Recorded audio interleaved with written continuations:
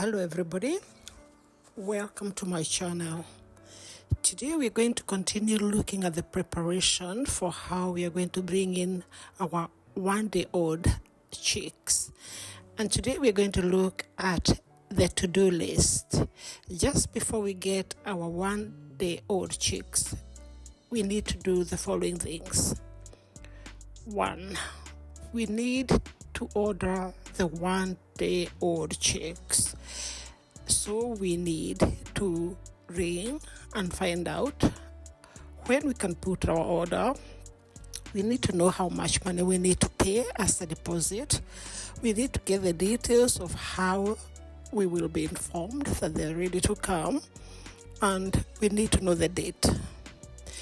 The next thing that we need to do is to build the brooder circular cubicles inside our chicken house for the 1-day-old chicks. This we're going to do using a plywood that we can easily turn around into circles, which will be our brooder house, and this is where we're going to have the chicks. We're going to show all this when we are doing it in practice. Just before we get our chicks, we need to sanitize the whole house, the doors, and the areas around it. We need to buy wood shavings, which you're going to need a lot of because we have a very big house. So we need to buy a lot of that. We need to dry it up. We need to sieve it. We need to sanitize it. Why do we need to dry it up? It has to be dry because this litter has to be dry all the time to avoid disease from the droppings of the chicken. We also need to sieve the litter because usually it has dust particles, and these particles are not good for the chicken. So we have to sieve it so that we have only the bigger pieces left, which we're going to use.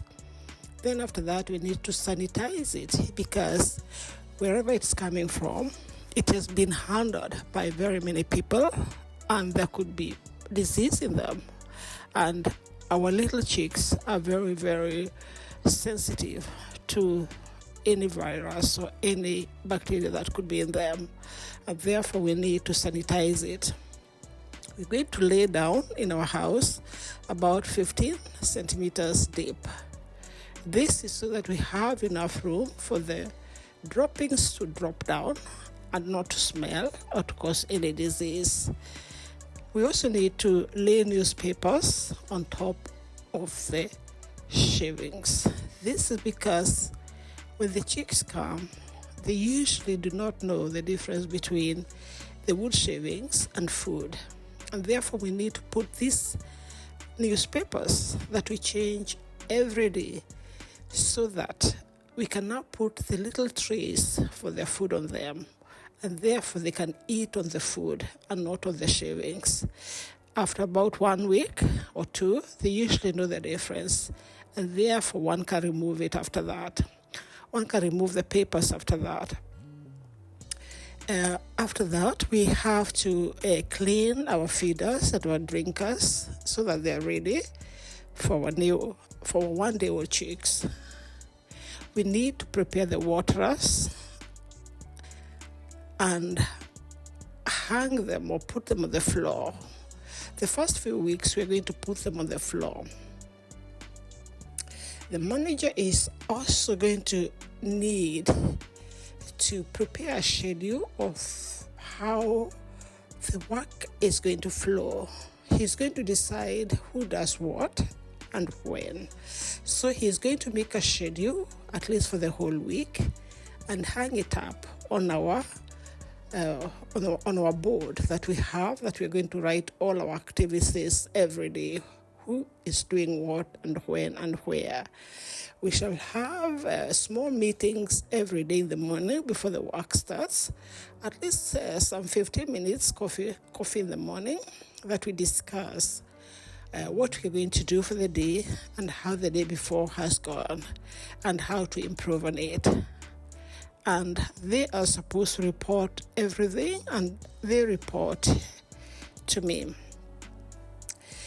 So the whole team is going to rehearse the biosecurity measures. This is all what one is supposed to do before they enter the chicken house. So when they come to work, we will be very happy if everybody takes a shower and puts on their new uniform, which will be washed every day. And then everybody will have boots or Crocs that are washed and sanitized every day. Everybody must sanitize their hands and their boots before they enter the area of the chicken or the chicken house. This is very important. No visitors are allowed near our chicken house. So we're not going to have anybody come to watch them or to see them, because we really have to keep all disease away. Usually these people might have been to another chicken farm or have some virus from their chicken, from their local chickens at home, that they bring and pass over to our chicken, and our chicken will die. And therefore, that's why we have to be very, very strict on that. The next thing we're going to look is the projection, what we plan to do. So the first thing is arrival of the chicks. The time they arrive, we have to note down that time, because that's when our day one starts. There are many, many activities that we'll be doing day by day. The vaccinations are counted by day, and that's why it's very important to note the time the chicks arrive in your farm. The vaccinations, you have to weigh them, you have to check their development, which is done day by day when they're still very young. And therefore it's very important to note down day one. The next thing is we have to plan where to get the feed. So we already have chicks, so we know where to buy their feed, so we know how to mix them, and we have a store for them, so we don't really have a problem on that. But of course, we'll have to think of how to get the large quantities and how to take care of them. We also have to need to learn how to mix big volumes of feed, which we haven't done before. We're going to need spades and a space and people to do that. We're going to need to learn how to check the prices of the chicken feed, especially the maize, so that we buy it when the prices are very low, and then we store it. But even after we buy it, we will need to learn how to preserve it. We will need to learn that we have to take it out to the sunshine very often, so that they're always dry. They should be very dry. And we would have to have a good store where there are no rodents or anything coming in. The next thing that we need is to buy the concentrate that we already have, and we already order from a shop, and they have promised that they'll be giving us the concentrate at a good price, and it's a very good concentrate which comes from Holland, and it's very good quality, and this is what we're going to keep on buying because we love it.